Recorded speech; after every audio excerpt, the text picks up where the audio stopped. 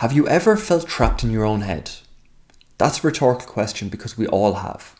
We've all focused on becoming excellent, on our 5-year plan, on perfection, on the progress towards perfection, on the discipline that's needed for all of this. And we've denied, we've rejected, we've forgotten what put us on that path in the first place. The vitality, the spark, the thing that captured our attention. And we forget that. And this is the duality I want to talk about today, is perfection and vitality, because they go hand in hand and they do not survive without the other.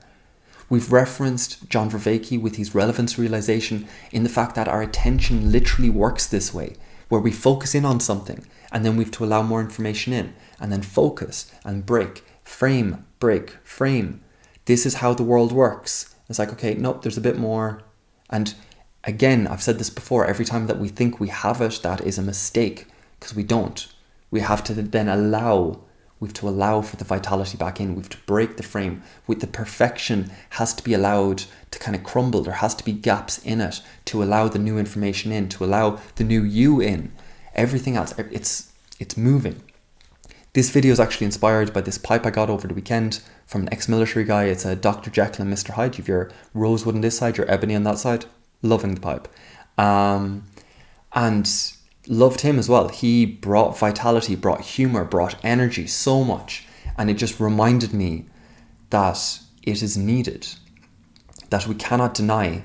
We can't just tell our hands what to do. We have to listen to what our hands tell us, because sometimes they've worked too much. And if we keep telling them what to do, then they begin to resent us. And I mean, I don't mean literally our hands, but maybe literally our hands. But like the subconscious, it starts to bubble up. Things start to fester. Things that aren't allowed into your attention, into your framing, into the way you see the world. You just deny them and they fester. And that's obviously a negative. On the other side, so that is if you are focused on perfection, on if you want to go for your Greek gods, this is Apollo, this is your orchestra music, this is the things that you're trying to achieve, something godlike or something towards the angels. And then you've Dionysus, which is the vital, the primal, the things that kind of just pull at you. And if you just go for that kind of hedonic sort of thing, it can often go manic. It can often be quite frantic because there's more, and we need more and everything else. And the thing that we forget on that side is that perfection, excellence, luxury, all tell our nervous system that it's okay. They allow our nervous system to relax and to allow more information in. So that's what I mean by two sides of the same coin. Either one, if you try to deny either one, it self-sabotages. It is parasitic. It's no longer, it's parasitic. There's no symbiosis, it will eat away. So we have to remember to flip to both sides, to aim for perfection and allow the human mistakes that come along, and invite the human kind of wants and wishes, the primal. It's just like, okay, we need to make the perfection rewarding at the same time as well. We have to reward ourselves and all the rest. And this is the difficulty. This is the crucifix. This is what pulls us apart. And it is very difficult.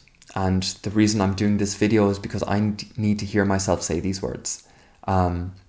Because for myself, I often get focused in on the books, on the head knowledge, on like the things that like float up here in the abstract out into the outer world, as I'm sure you can tell. And I forget my body. I forget that I need to live and I need to harness this body to pull the energy, to revitalize, to bring the energy back in, because otherwise what I'm aiming to perfect or what the direction I'm aiming to go just won't have steam. I'll be crawling across the finish line, and that's just not the way to do it. You want to cross the finish line proud. You want to be able to accept the reward and enjoy it. So that's the reminder for today, is that either side, whether you are focused on perfection or whether you find it difficult to hold your attention on one thing for too long, that both sides are needed, and it is self-sabotage to deny either side. I will leave it there. I hope you have a good week. Listen to what catches your attention. Listen to what is shiny for you in the world at the moment.